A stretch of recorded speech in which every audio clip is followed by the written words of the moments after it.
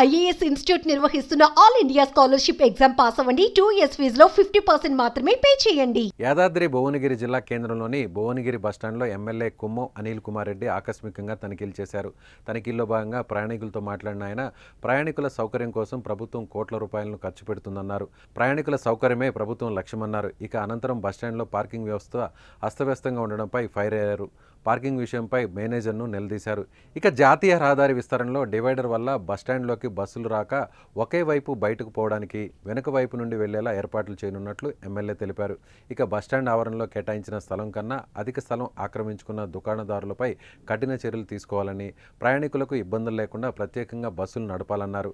అదేవిధంగా మారుమూల గ్రామాల నుండి వచ్చే విద్యార్థుల కోసం బడి వేళల్లో బస్సులు ఖచ్చితంగా నడపాలని డిపో మేనేజర్కు సూచించారు.